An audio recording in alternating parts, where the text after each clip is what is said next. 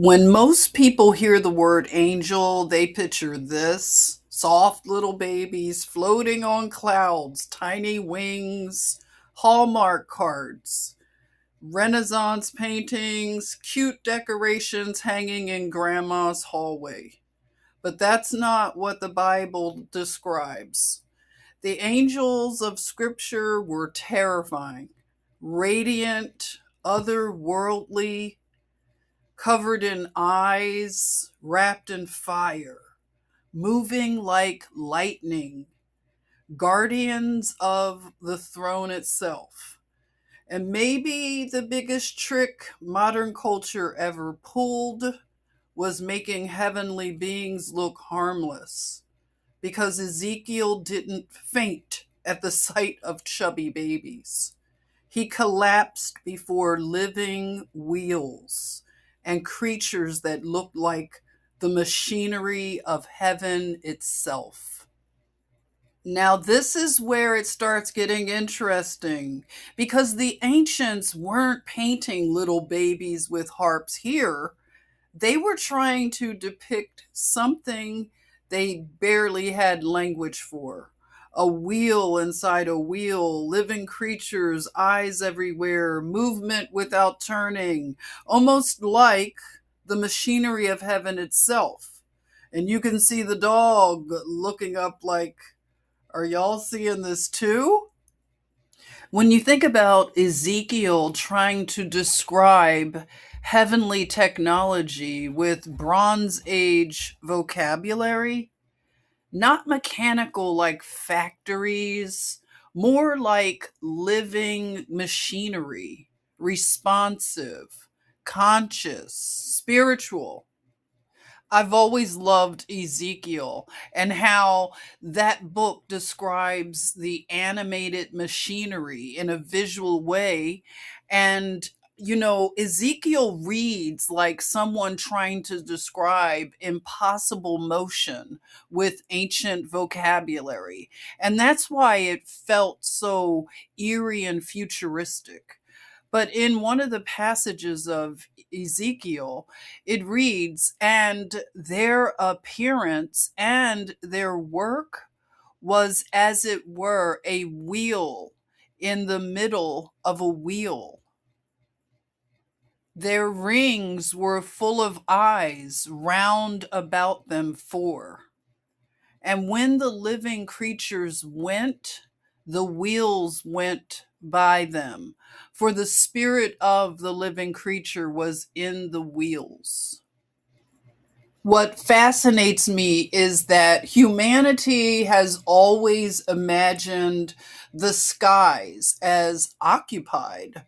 Long before modern aviation, before NASA, before science fiction films, people across cultures were sketching strange flying machines, floating ships, mechanical birds, heavenly chariots, luminous wheels, and impossible craft suspended above the earth.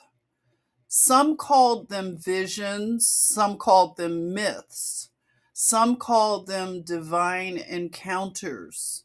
And maybe these old lithographs are more than fantasy. Maybe they're humanity trying to imagine what transcends us, using the technology and language available at the time, because every civilization eventually looks upward and wonders what moves through the heavens. One thing scripture makes very clear: angels are not all the same. Some are messengers, some are guardians, some are throne beings, some are described as fire itself. Some move with wheels, some have many wings, some have many faces. The biblical world was filled with hierarchy, movement, light, sound, and living heavenly order, which is why these modern conversations about beings in the sky hit differently for people grounded in scripture. because for many of us, the heavens were never empty. What's interesting to me is the sudden shift in tone. For years, people were mocked for talking about strange encounters, beings, lights in the sky, or spiritual experiences. Now, suddenly, the media is talking about disclosure, and pastors are supposedly being asked to help prepare people psychologically and spiritually. Prepare them for what exactly? Because scripture never describes the heavens as empty. And maybe the real question is not, are we alone? Maybe the real question is, what kind of beings are people preparing to encounter? And this is where the conversation shifts for a lot of people exploring biblical timelines and prophecy differently, not from fear, not from doom, obsession, not from endless antichrist panic, but from the growing sense that evil is running out of time, that the short season may actually be exactly that, short, sudden, chaotic, loud, but temporary.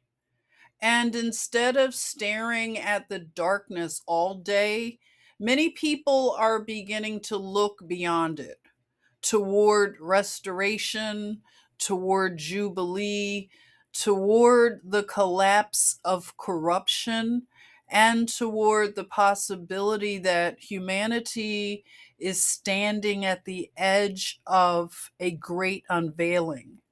Not the triumph of evil, its expiration. One thing people forget in all the fear and chaos talk, according to scripture, the fallen angels were never the majority, not even close. The rebellion only took a third, meaning the forces aligned with heaven still overwhelmingly outnumber the darkness. And that changes the tone completely, because the biblical story was never evil barely survives defeat. It was always evil loses. Michael stands. The heavenly host stand. The throne stands. Truth stands. Which is why some of us refuse to live in nonstop apocalypse panic. The ending was written from the beginning, and the math was never in darkness's favor anyway. Honestly, the funniest part of this whole disclosure era is that people are spiritually exhausted. For decades, we were told the aliens are coming. Big disclosure is coming. Everything is about to change. And now the headlines finally arrive, and the comment sections are basically, anyway, what happened at the Met Gala? People are burned out on fear campaigns, burned out on panic cycles, burned out on manufactured suspense, which is why so many are starting to revisit scripture with fresh eyes instead of Hollywood programming. Because Revelation doesn't end with terror ruling forever. It ends with restoration, a city of light, healing of the nations, the defeat of corruption, the end of death itself. And maybe that's why these ancient books still feel more alive than half the entertainment industry. The Bible is already cosmic, already supernatural, already filled with heavenly beings, portals, visions, battles, strange creatures, radiant cities, living waters, and wheels inside wheels. Humanity spent centuries trying to imitate what Scripture already imagined.